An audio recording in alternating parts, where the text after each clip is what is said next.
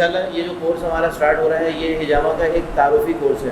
Anatomy ہو گئی تھوڑی سی اور تھوڑی سی فزیولوجی ہم اس میں کور کریں گے. کچھ ہم پیتھولوجی کور کریں گے. پیتھولوجی سے مراد ہوتی ہے ڈیزیزز وغیرہ, تو ڈیزیزز بھی کور کریں گے. اور جو لیب رپورٹس ہوتی ہیں نا, جو ڈیزیزز کو ٹیسٹ کرنے کے لیے کرائی جاتی ہیں, جو لیب ٹیسٹ ہوتے ہیں, تو وہ بھی ہم اس کے اندر آپ کو انشاءاللہ پڑھنا سکھائیں گے کہ یہ لیب رپورٹس کیسے پڑھی جاتی ہیں, کہ کیسے انٹرپریٹ کرتے ہیں, اس سے ہم کیا کنکلوڈ کرتے ہیں. تو یہ بھی انشاءاللہ اس کا پارٹ ہے. پھر اس میں ہائیجین کا بھی جو ہے نا ایک بڑا اہم پورشن ہے, کیونکہ ہجامہ کے لیے ہائیجین جو ہے وہ بہت ہی اہم ہے, کیونکہ اس میں بلڈ سے کام ہوتا ہے سارا. تو اس کے اندر اگر ہم صفائی کا خیال نہیں رکھیں گے تو اس کے نتیجے میں جو ہے نا بہت ساری بیماریاں ہم منتقل کرنے کا بھی سبب بن سکتے ہیں دوسرے لوگوں کو, اور خود اپنے آپ ہم بھی اس کا شکار ہو سکتے ہیں کہ مریضوں سے ہمیں بھی کوئی بیماریاں منتقل ہو سکتی ہیں اگر ہم احتیاط سے کام نہ کریں. تو اس کے لیے کیا کیا احتیاطیں کرنی ہیں وہ ساری ہائیجین کے اندر ہم انشاءاللہ آپ کو بتائیں گے. پھر اسی طرح سے پروسیجر ہے ہجامہ کا, کہ ہجامہ کیسے کیا جاتا ہے, اس کا ڈائریکٹ پروسیجر کیا ہے, تو وہ پروسیجر بھی پوری ڈیٹیل کے اندر ہوگا. اس کی تفصیلات میں آپ کو بھی بتاؤں گا کہ اس میں ہم پروسیجر میں کیا چیزیں کور کرتے ہیں. پھر اب اس میں آپ کو ساتھ ساتھ یہ بتائیں گے کہ سنت پوائنٹس, سنت ڈیٹس, سنت ڈیز وہ کیا کیا ہوتے ہیں, کون سے دنوں میں بہتر ہے, کس میں بہتر نہیں ہے, احادیث کے حساب سے. تو وہ چیزیں بھی انشاءاللہ تعالیٰ ہم اس کے ساتھ ساتھ کور کریں گے. پھر اس میں ہمارا ایک ٹاپک ہوتا ہے ہجامہ فار اسپریچول پرابلمس, روحانی مسائل کے لیے ہجامہ, یعنی روحانی بیماریوں کے علاج کے لیے ہجامہ کیسے کیا جائے, کیا احتیاطیں اختیار کی جائیں, وہ ساری چیزیں پھر اس کے اندر ہم کور کریں گے. کیونکہ ہجامہ جو ہے نا وہ جسمانی اور روحانی دونوں طرح کی بیماریوں کا علاج ہے, اور اس میں ہم آپ کو کچھ نہ کچھ سکھائیں گے بھی جو تھوڑا بہت نالج ہمارے پاس ہے اس حوالے سے, کہ اگر روحانی بیماریاں بھی ہیں تو اس کو ڈائگنوز کیسے کرنا ہے, اور اس کی احتیاطیں کیا کرنی ہیں, اور اس کا علاج کیسے کرنا ہے ہجامہ کے ذریعے سے. اور اس کے ساتھ ساتھ روحانی علاج بھی تھوڑا بہت ساتھ میں انشاءاللہ تعالیٰ ہم بتائیں گے. پھر اسی طرح سے ہجامہ کی تھیوری کے بارے میں بھی آپ کو بتائیں گے کہ ہجامہ کام کیسے کرتا ہے, اس کا میکینزم کیا ہے, کس طرح سے جسم پہ جو ہے اس کے اثرات مرتب ہوتے ہیں, فائدہ کیسے ہوتا ہے. پھر ہجامہ کے جو بڑھتی ہوئی مقبولیت ہے, اس کا استعمال جو بڑھ رہا ہے, تو اس کے بارے میں بھی انشاءاللہ ڈسکشن ہوگا.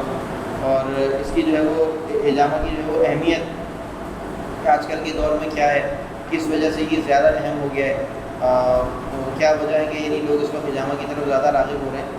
تو وہ وجوہات بھی جو ہے نا وہ ہم انشاءاللہ ڈسکس کریں گے. پاکستان کے اندر ہجامہ کی کیا رجحان ہے, کتنے لوگ کروا رہے ہیں, کن کن بیماریوں کے لیے کرا رہے ہیں, کن کن علاقوں میں کروا رہے ہیں, اور یہاں پر کیا رولز اینڈ ریگولیشنز ہیں, وہ ساری کی ساری چیزیں بھی انشاءاللہ تعالیٰ اس میں کور کریں گے کہ ہجامہ کا لیگل اسٹیٹس کیا ہے. بولتے ہیں فرنٹ, تو انیٹمی میں اس کے لیے بولتے ہیں اینٹیریئر, آئی سے نہیں, اے سے اینٹیریئر کا مطلب ہوتا ہے فرنٹ کی طرف, سامنے کی طرف. اور ہم بیک بولتے ہیں یا بیہائنڈ بولتے ہیں انگلش میں, تو اس میں پوسٹیریئر جو ہے نا اس کا. تو یہ ساری یہ چیزیں کیا ہیں, یہ ٹرمینالوجیز ہیں. تو یہ ٹرمینالوجیز ہم انشاءاللہ تعالیٰ اس کے اندر کور کریں گے, جو بیسک انیٹمی کا ہمارا جو پورشن ہوگا.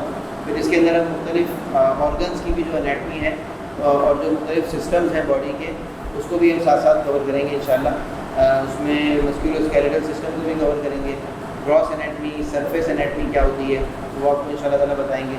خاص طور پہ اسکن کی انیٹمی کو ڈیٹیل میں ڈسکس کریں گے. کارڈیو ویسکولر سسٹم یعنی ہارٹ کا سسٹم اور بلڈ کا سسٹم, تو یہ چیزیں ہم ساری کی ساری اس میں تفصیل میں پڑھتے ہیں کہ اس میں یعنی آرٹریز ہیں, کیپیلریز ہیں, وینز ہیں, ان کی لوکیشنز کیا ہوتی ہیں, وہ کہاں ہوتی ہیں, ان کی تھکنیس کتنی ہوتی ہے, اس کے اندر بلڈ فلو کیسے ہوتا ہے, بلڈ فلو کی پوری وہ کیا ہے, یعنی اس کا بلڈ سرکولیشن کس طرح سے چلتی ہے, کہاں سے جاتی ہے, کہاں سے بلڈ جو وہ ہارٹ سے نکلتا ہے اور ہارٹ کے کون سے حصے میں واپس آتا ہے, یا لنگ سے جو ہے نا وہ ہارٹ کے درمیان میں کیا کنیکشن ہے. بلڈ کی پیوریفیکیشن لنگس میں ہوتی ہے تو کس طرح سے ہوتی ہے, کیسے بلڈ جاتا ہے لنگس میں ہارٹ سے اور واپس آتا ہے. تو یہ سب چیزیں انشاءاللہ تعالیٰ کارڈیو ویسکولر سسٹم کے اندر ہم تفصیل سے کور کریں گے انشاءاللہ. لیمفیٹک سسٹم کی بھی پڑھیں گے. لیمفیٹک سسٹم کیا ہوتا ہے, کیسے کام کرتا ہے, لیمف نوڈس کیا ہوتے ہیں, لیمفیٹک ڈرینیج کیا ہوتا ہے, یہ انشاءاللہ یہ چیزیں آپ کو پڑھائیں گے تفصیل کے ساتھ. لیمف بھی جو ہے نا بلڈ کی طرح سے ایک مٹیریل ہوتا ہے. جیسے بلڈ ہماری رگوں میں چلتا ہے تو رگوں کے باہر لیمف چلتا ہے. لیمف جو ہے نا وہ رگوں کے باہر ہوتا ہے, خون نہیں ہوتا ہے, لیکن خون کی طرح کی چیز ہوتی ہے, لکوڈ ہوتا ہے. اس کا کام بھی جو ہے وہ ٹرانسپورٹ ہے مختلف مٹیریلس کی. تو وہ کیسے کام کرتا ہے نظام میں انشاءاللہ تعالیٰ, اور اس کا ہجامہ سے کیا تعلق ہے, اس کا ہجامہ سے بڑا گہرا تعلق ہے. کوئی مسل جو ہے نا ہمارے پوسچر کو سیدھا رکھنے کے کام آتے ہیں, کوئی کسی مسل کی موومنٹ سے ہم کھڑے ہوتے ہیں, کسی کی موومنٹ سے ہم چلتے ہیں, کسی کی موومنٹ سے ہم اپنے ہاتھ پیر ہلا سکتے ہیں, کوئی چیز پکڑ سکتے ہیں. تو وہ مختلف مسلس کے مختلف فنکشن ہوتے ہیں، MRI وغیرہ ہوتے ہیں، ریڈیولوجیکل رپورٹس ہوتی ہیں، ایکس رے ہوتا ہے، CT اسکین ہوتا ہے، اس کو بھی کچھ نہ کچھ حد تک ہم اس میں آپ کو دیکھنا سکھا دیں گے کہ کیسے دیکھا جاتا ہے، خرابی کیسے پتہ چلتی ہے۔ اگر کوئی شیاٹیکا کا پیشنٹ MRI کی رپورٹ نہیں کراتا ہے تو کیسے پڑھنا ہے اس کو، اس کے اندر جو مختلف ٹرمینالوجیز ہوتی ہیں اس کا مطلب کیا ہے، پرسنل ہائیجین کی کیا امپورٹنس ہے، ہماری اپنی ہائیجین جو ہے نا وہ اچھی کیوں ہونی چاہیے اور کیسے ہو سکتی ہے، کن کن چیزوں کا خیال رکھنا چاہیے وہ، اور اس کی کیا اہمیت ہے حجامہ کے حوالے سے، انشاءاللہ تعالیٰ یہ چیزیں بھی ڈسکس کریں گے۔ اور پھر اسٹاف کا یونیفارم اور اس کے گلوز اور اس کے جوتے، ان چیزوں میں ہمیں کیا خیال رکھنا چاہیے، یونیفارم کیوں ہونا چاہیے یا نہیں ہونا چاہیے، اور اگر ہونا چاہیے تو کیوں ہونا چاہیے، تو وہ ہم اس میں انشاءاللہ تعالیٰ یہ آپ کو ساری چیزیں ڈیٹیل میں بتائیں گے جب ہماری ہائیجین والی کلاس ہوگی۔